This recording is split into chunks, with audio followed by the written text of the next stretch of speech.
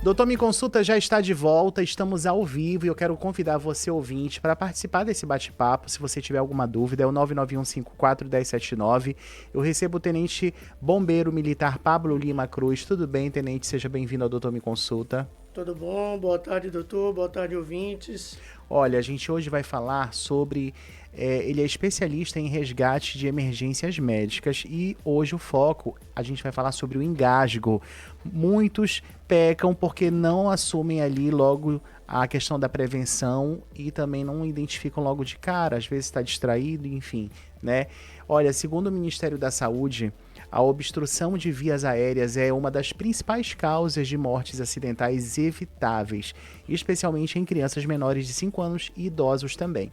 As principais causas de engasgo são alimentos como uva inteira, salsicha, pipoca, amendoim, objetos como moedas e peças pequenas de brinquedos. E a maioria dos casos de engasgo acontece dentro de casa e durante as refeições. Tenente, no momento de um engasgo grave, o que mata mais? É a falta de conhecimento ou é o desespero de quem está por perto ali, naquela hora?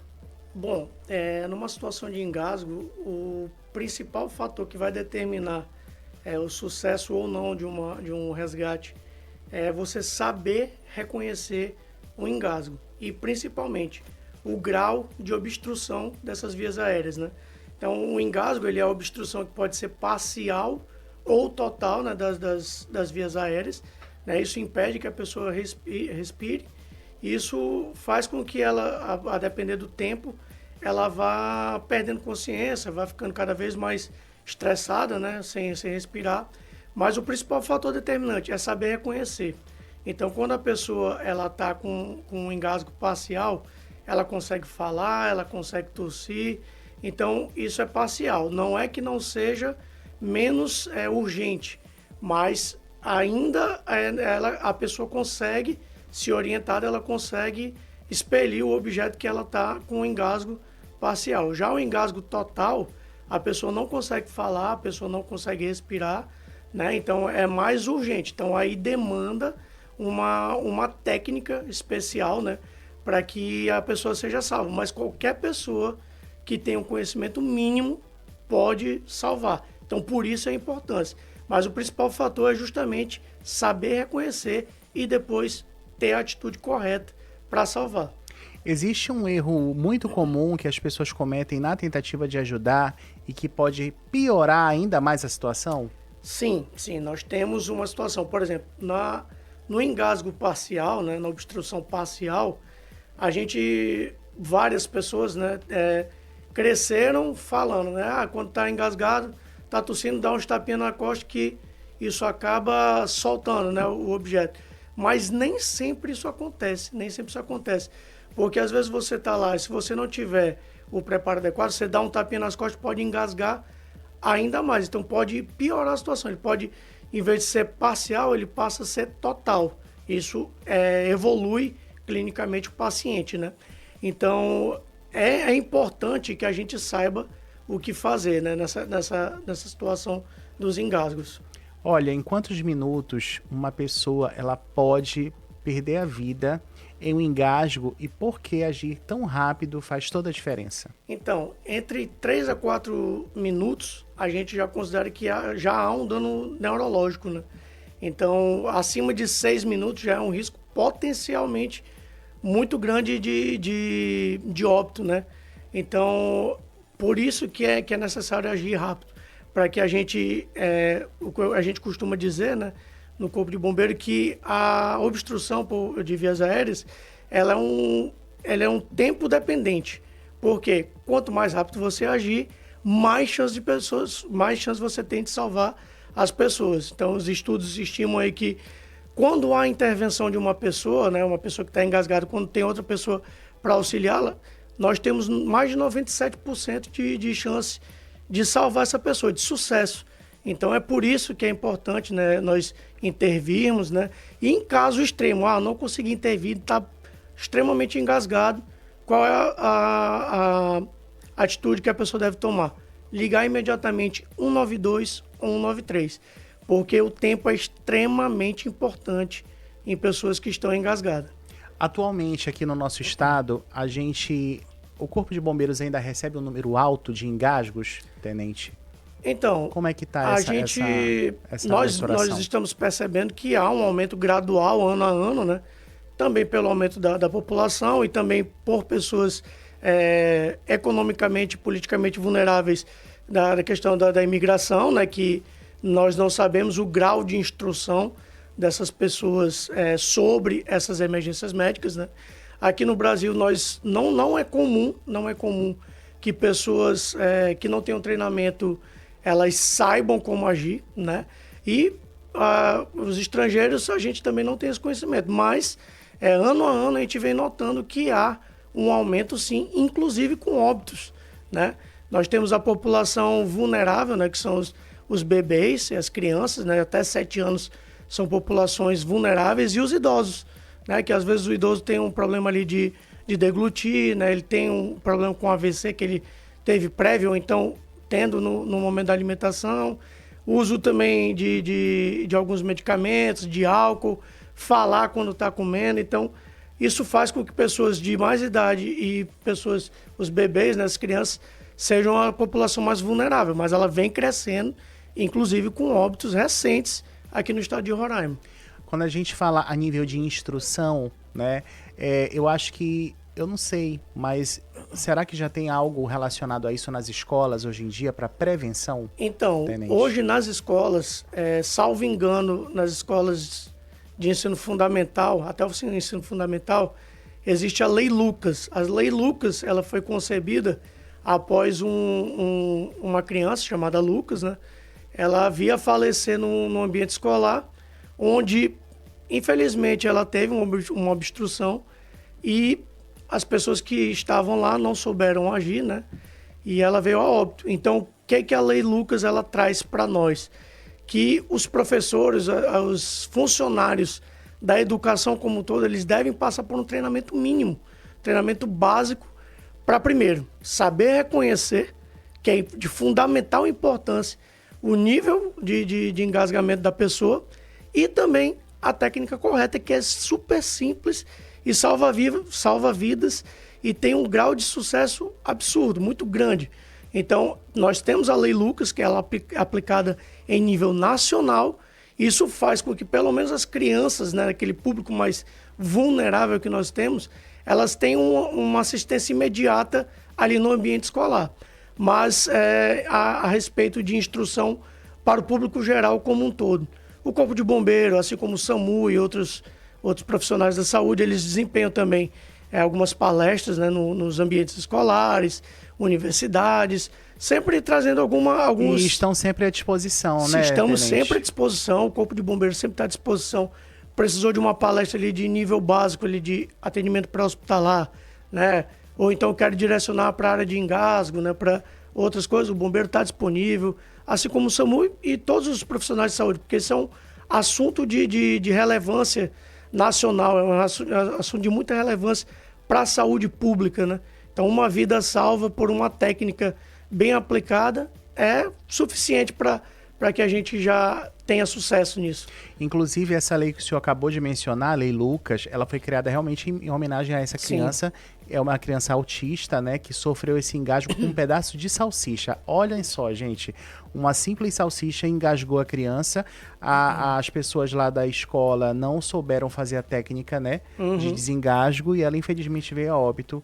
E aí agora existe essa lei onde busca realmente trazer mais informação, né, nos ambientes escolares e tudo mais, né, tenente? Na verdade, muitas das vezes acontece da pessoa não conseguir salvar, não ter o êxito pelo nervosismo, né? Então é muito importante que o ouvinte que esteja acompanhando o programa, ele, por mais que é fácil a gente falar de fora, né, que um ente querido nosso ali está numa situação de apuros, a gente vai ficar nervoso.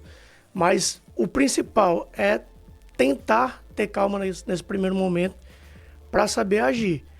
Uma das coisas que eu acabei esquecendo, você perguntou no início do programa, mas outra situação, além de dar o tapa nas costas para tentar salvar a pessoa que pode piorar, Tem também a busca cega, né? Botar o dedo na boca, ou então a mão O dedo na goela. na boca da criança, da pessoa. E o que acontece? Às vezes a pessoa está com um engasgo parcial e você coloca a mão na boca, o dedo acaba empurrando cada vez mais o objeto. Isso ocasiona uma obstrução completa das vias aéreas e agrava o quadro da pessoa. Então, o que é importante? Manter a calma, não fazer protocolos sem nenhum fundamento, né? Virar a criança de cabeça para baixo, dar tapas deliberadas na costa da pessoa quando ela está conseguindo falar, quando ela está conseguindo tossir, e também evitar ao máximo fazer busca cega com o dedo, com a mão na boca da pessoa. É muito importante que as pessoas não tentem fazer isso, porque pode acabar piorando. Numa situação extrema, tá fácil, eu estou conseguindo ver um pedaço de carne, um brinquedo ali que está entalado ali, eu consigo pensar, eu tenho segurança, eu estou tranquilo para fazer e eu consigo pensar. Você pode agir dessa forma, mas é em último caso. Só as compressões e a manobra certinha já é suficiente, às vezes, para 99% dos casos, ela é mais que suficiente. Olha, a Ana Paula Ribeiro, do Asa Branca, tá aqui com a gente, mandando mensagem. Ela fala: Tenente, meu filho já se engasgou com comida, foi um desespero total. Eu não sabia nem o que fazer na hora. O que é a primeira coisa que a gente precisa fazer para não entrar em pânico? Primeiro é a calma, como você já falou, né? Então, o que difere, né, principalmente assim, um atendimento bem sucedido de um que não tenha tanto sucesso, é justamente você conseguir manter a calma, como eu falei. Para um ente querido, para um pai, para uma mãe, é desesperador você ver seu filho, né, pequeno ali, não conseguir respirar, não conseguir falar, é desesperador. Então, o primeiro passo, manter a calma. Primeiro passo, tentar manter a calma e identificar. Ele consegue chorar, ele consegue falar, ele consegue tossir, então é uma obstrução parcial. Então, o que você vai fazer nesse primeiro momento, quando ele está conseguindo fazer isso? Tossir, falar, chorar. Estimular a tosse dele. Estimula a tossir.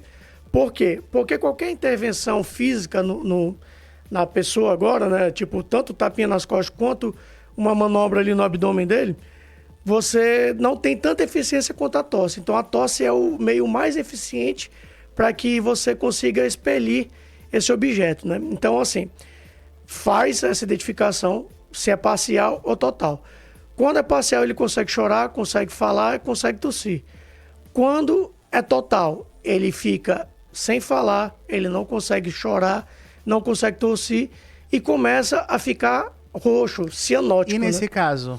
Aí, nesse caso, nós temos a intervenção. Como é que funciona? Aí depende. Se for crianças menores de 1 ano, né? Menores de 1 ano, é importante que você comece as compressões, né? Você comece a manobra com 5 tapinhas na costa da criança entre as escápulas, né? E depois você faz a compressão torácica. É importante também, porque eu não sei se eu consigo demonstrar aqui. Estamos ao vivo no nosso site, consegue sim. Essa é a sua câmera, tenente. Tá, então vamos lá. É porque eu não trouxe o manequim também, mas você vai posicionar. Se for uma criança menor de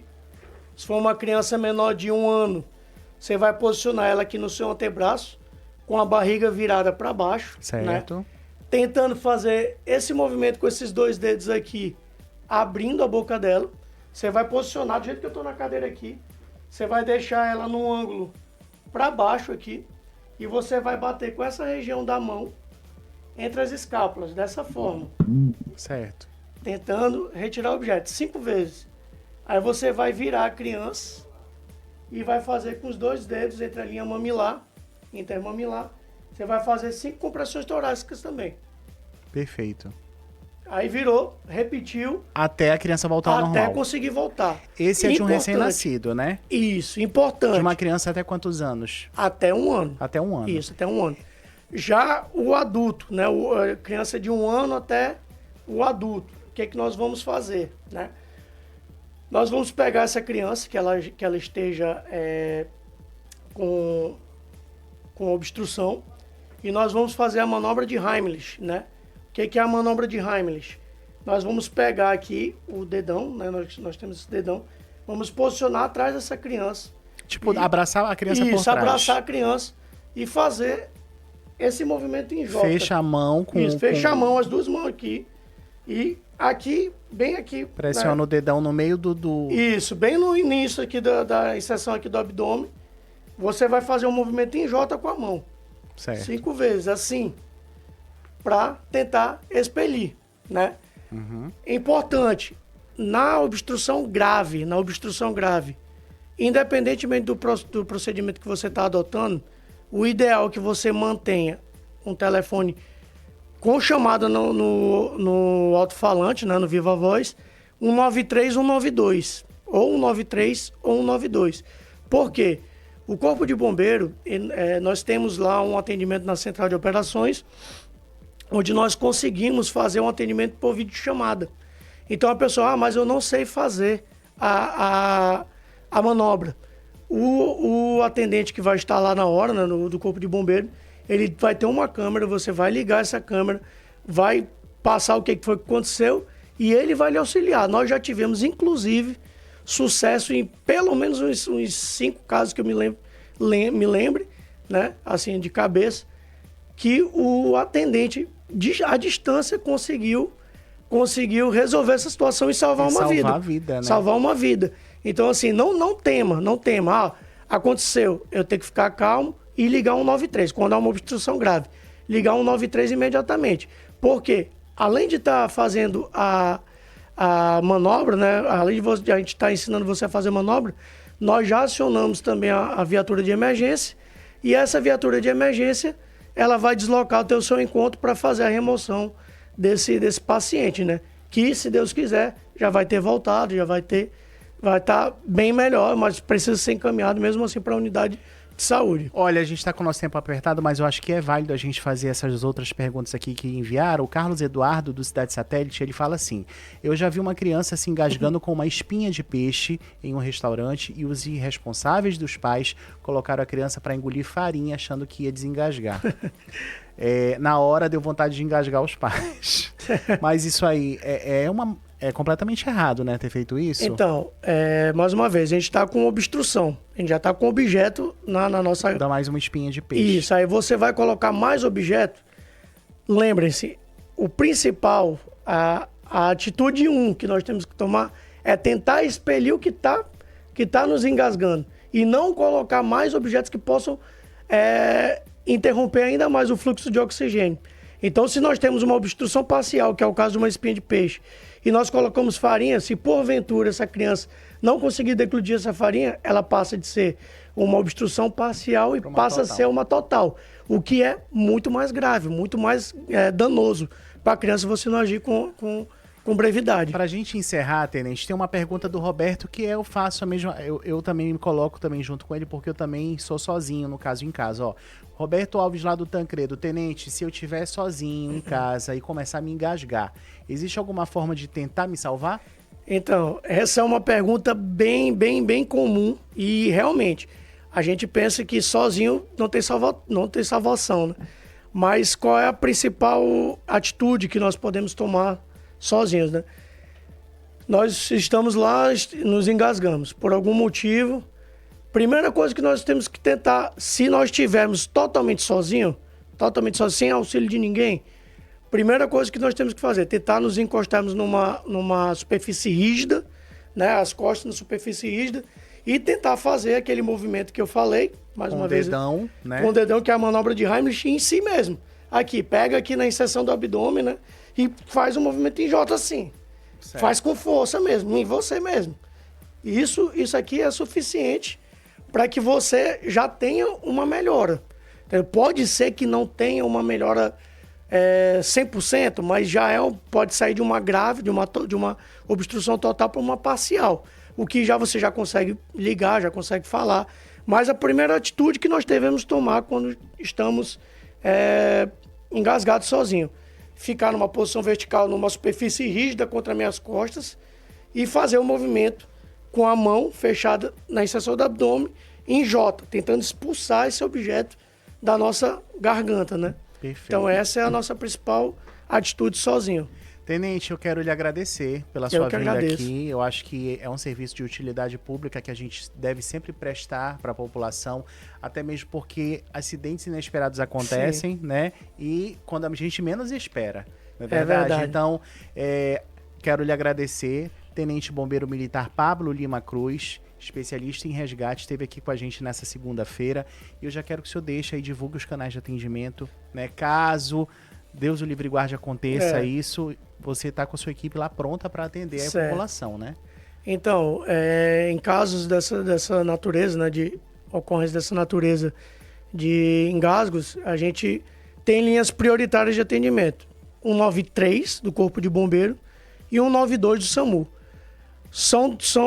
Ambas as instituições são totalmente preparadas para atender esse tipo de ocorrência, né? Então, não há distinção ou preferência entre elas, né? O que pode ter posteriormente, né?